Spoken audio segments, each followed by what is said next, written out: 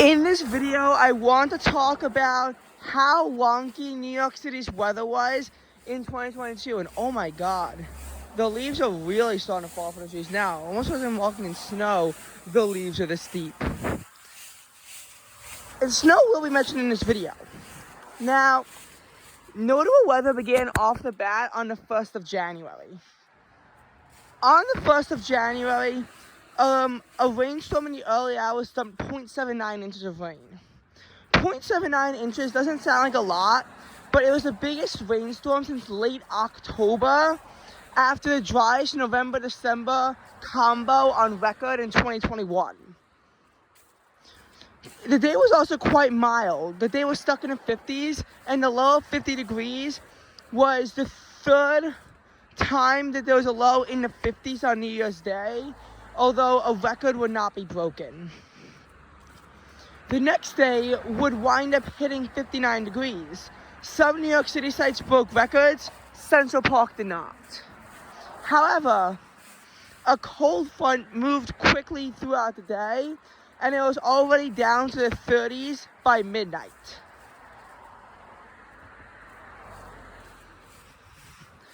The next big weather event took place on January 7th. New York City saw 5.8 inches of snow in a blizzard. Not a blizzard, a winter storm. This winter storm began to move in a kind of east to west fashion and dumped a lot heavier precipitation rates than expected, as well as last longer. So in the end, the storm outperformed, and New York City got 5.8 inches of snow. This was their first snow of an inch or more of the year, although 0.2 inches did fall on December 24th. Parts of the metro area saw up to 9.3 inches of snow as a result of this winter storm. And this is one of the latest dates for the first snowfall of an inch or more. In the aftermath of the storm, the high temperature the next day would be 31 degrees. This marked one of the latest dates where the high is below freezing, because usually this occurs for the first time in late December. Keep in mind that all this occurred in the same week as the first time it hit the teens, because on January 4th, temperatures of 19 degrees put New York City in the teens, which is also a little bit later than normal, because usually December's lowest temperature is about 18-ish degrees. But of course, when you have your third mildest December on record, it's hard for it to get super cold. This January would wind up becoming New York City's coldest since 2015 and the snowiest since 2016. With the high being 2.2 below average and the low being 4.5, putting the entire month at 3.4 below average. This can be told because the warm air would only briefly abate. I mean, New York City wouldn't even hit the 50s after January 2nd for the entire rest of the month. And the cold stretches at first were not too bad, but they gradually wound up becoming more intense as the month progressed, which really led to overall crummy weather in the city in January.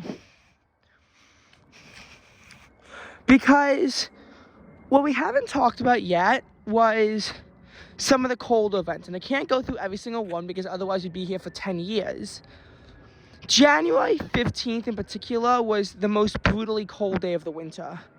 The high was 21 degrees, which was achieved at midnight, and the low was 10. The day before was a little bit above average at 43 degrees, but the temperature dropped rapidly and it hit 21 at midnight. That would serve as the high temperature for the next day as well, and the temperature wound up dipping down to 10 degrees. Wind chills were below zero. Afternoon highs were only in the upper teens that day. It was frigid. And when the sun went back down, it cooled off again, and the next day had a low of 10. However, due to a winter storm, the day's high would be achieved at the next midnight, and it would be 37 degrees. A heavy storm from Winter Storm Izzy, after dumping 0.8 inches of snow, converted to rain and dumped another 1.53 inches of rain on the city. So the city did get spared in that regard. Of course, after this, more cold wound up returning. It got warm again, then it got cold again. It was on and off, cyclical. However, oh my God. However, from January 26th to 31st, the high would remain below freezing, at or below freezing. This was a 6-day cold wave for the city, which wound up being their longest since they had a 14-day cold wave from December 26, 2017 to January 8th, 2018. That was one of New York City's longest cold waves on record.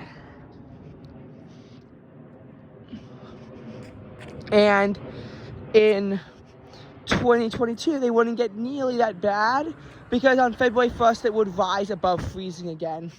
During this time on January 29th, a big blizzard would wind up striking the city. The temperature started off as 29 degrees, but dropped quickly into the teens, allowing for heavier accumulations to pile up. Parts of Long Island got 1.5 to 2 feet, but New York City got relatively spared and only had about 9 inches of snow dumped on them.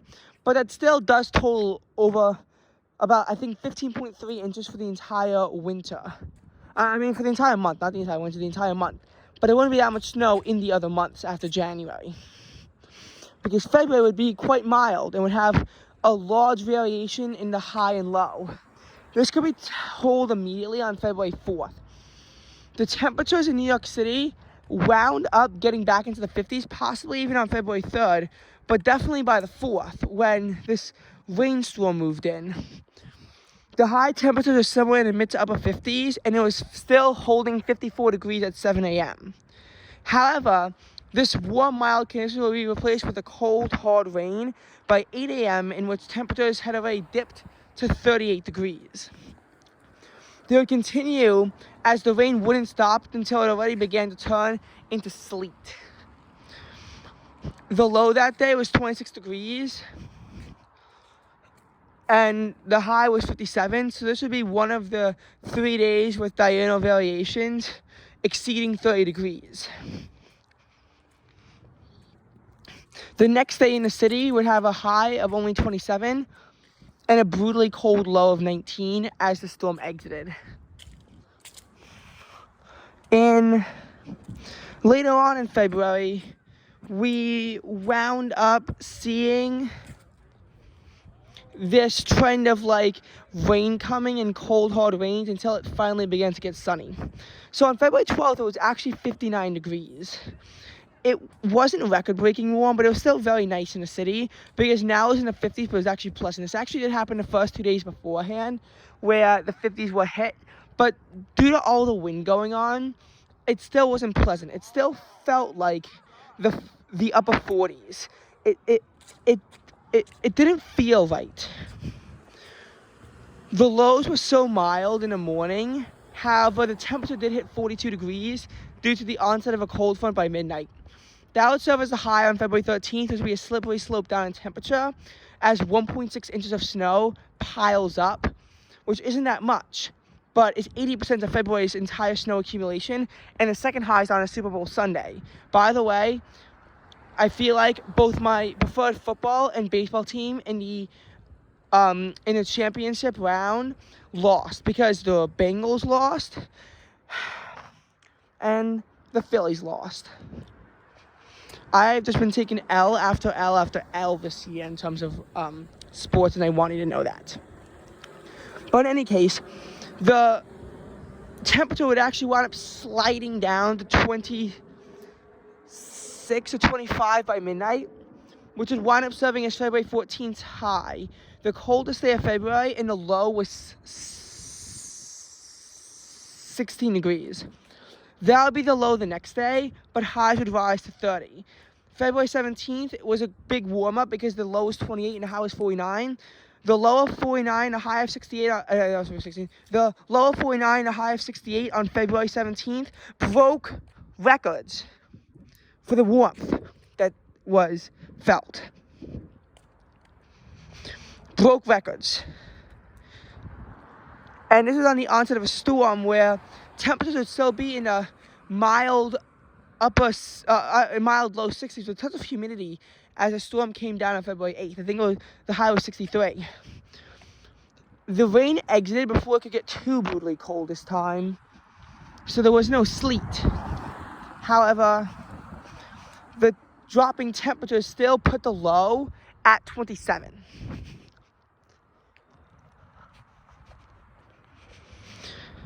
And the next day, snow squalls will be hitting the city. Although they weren't that bad, snow squalls can actually be really fatal. Then, on February 23rd, 68-degree temperatures returned. New York City was the only site in the metro and really on the East Coast, CPK at that, to not set a record for the warmth. Some places set or tied monthly records, but the record of 72 remained intact. And this is very unfortunate. The low would also not be breaking any records because it shot down to 35 degrees at midnight. So this is the third variation of 30 degrees or more this February. The next day, 35 would serve as the high and 29 would be the low. So across the Northeast, it was really warm, but the lows were at seasonable levels. It was below average the next 2 days, allowing for sleet and snow to pile up. 0.4 inches of snow fell in the city on February 25th. On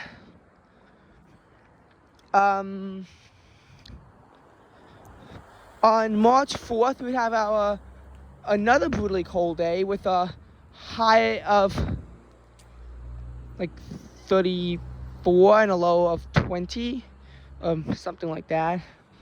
Oh no, the low is 21. And on March 6th, it would warm up significantly because a record high of 68 was achieved, or tied. A tied record of 74 then occurred the next day with a low of 50, although the suburbs were largely screwed over by this and held in the low 60s with lows in the upper 40s.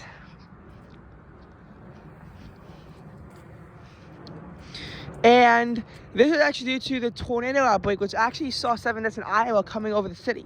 There were no tornadoes, although there was a threat for tornadoes, but wind gusts did get into the 40s and 50s across New York City.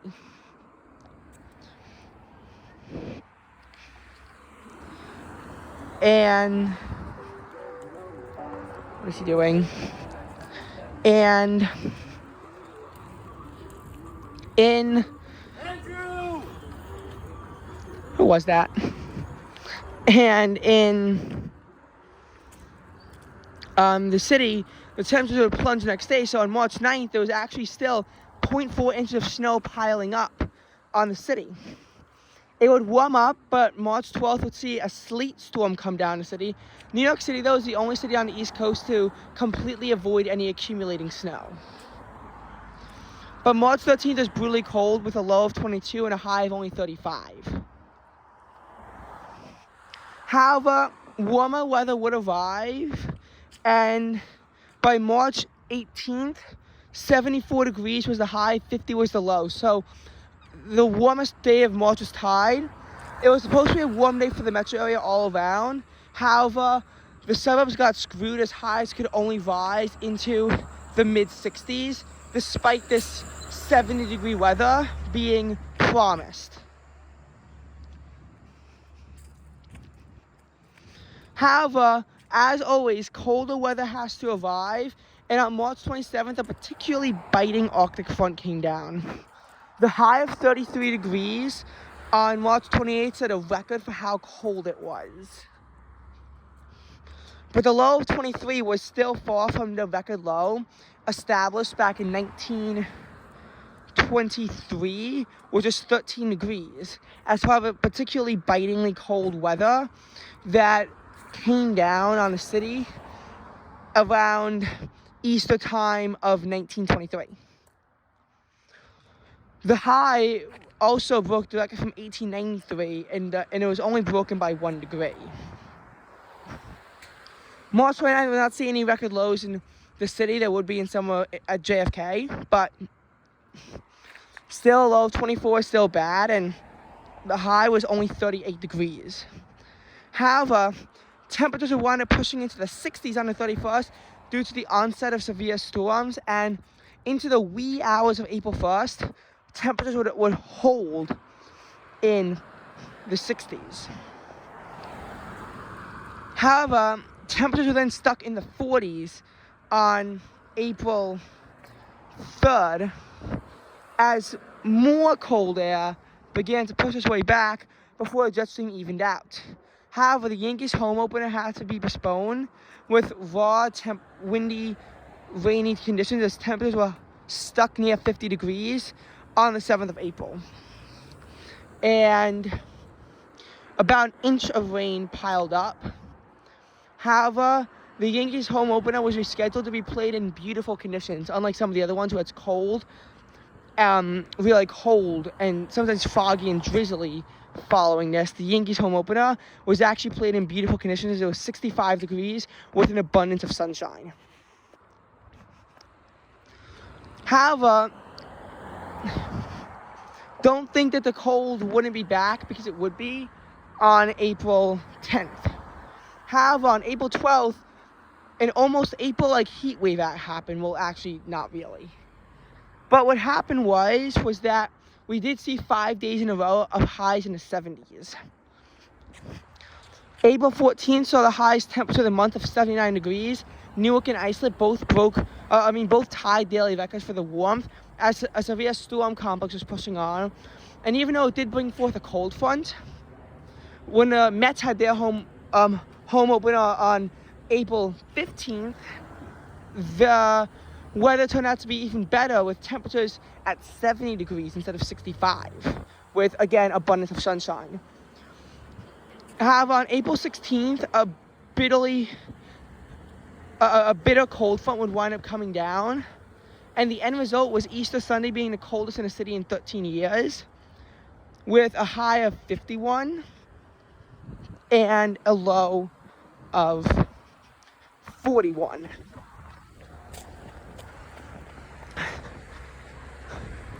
Then, on April 18th, temperatures would wind up hitting the upper 30s in the city, becoming the coldest reading of the month.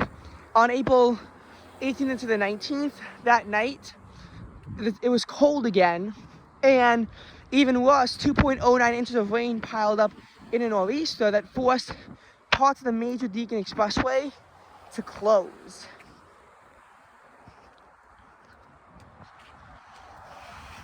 Now, after this, it wasn't too notable until it got very below average with very dry air on April 28th.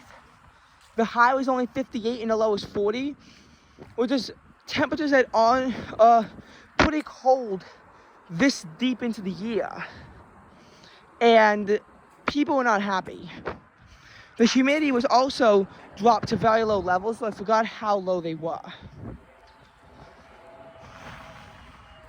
There would be really low humidity on May 9th.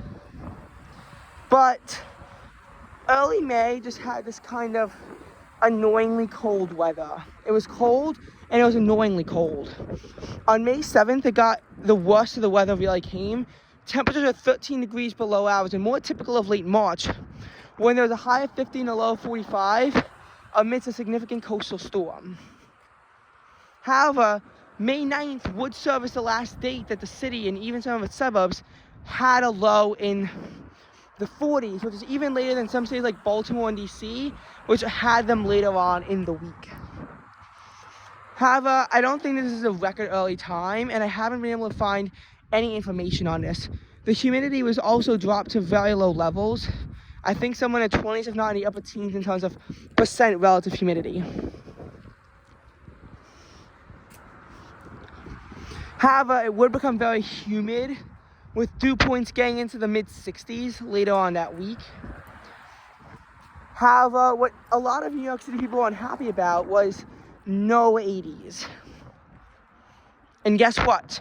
Temps in the 80s, those would not happen until May 21st. That was the latest date for the first temperature above 80 since 1988. However, it became the 4th year on record to have its first 80 and 90 occur on the same date, and the first since 2010, as the high did hit 90 degrees, which is still shy of the record high.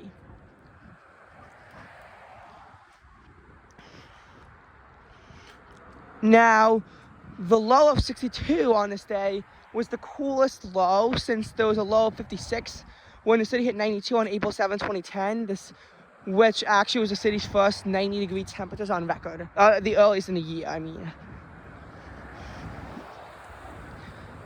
Now, the low temperature was then in the 70s at night, because keep in mind, it got very humid during this entire onset. Very, very humid. And with it being humid, we saw a low of 72, which did set a record for the warmest low. But the high of 89 the next day did not. Still, it came close to being the first May weekend with 90s on each of the days, but a cold front would wind up billowing down. The high of 67 degrees on May 24th was the last high in the 60s for the city for about a month. As warmer weather would eventually arrive, Memorial Day on May 30th hit 84 degrees, which was the warmest in 7 years. And May 31st, I don't think the record wasn't tied or even broken, and broken even tied in CPK, but it wasn't a lot of metro sites. Because what wound up happening is that there was a high of 93 degrees, which still couldn't break the records. But with dew points around 60 degrees, it felt more comfortable. Then a backdoor cold front would cap highs at 72 on June 1st. And unfortunately, my mom is texting me, so I do have to end this part 1 right now.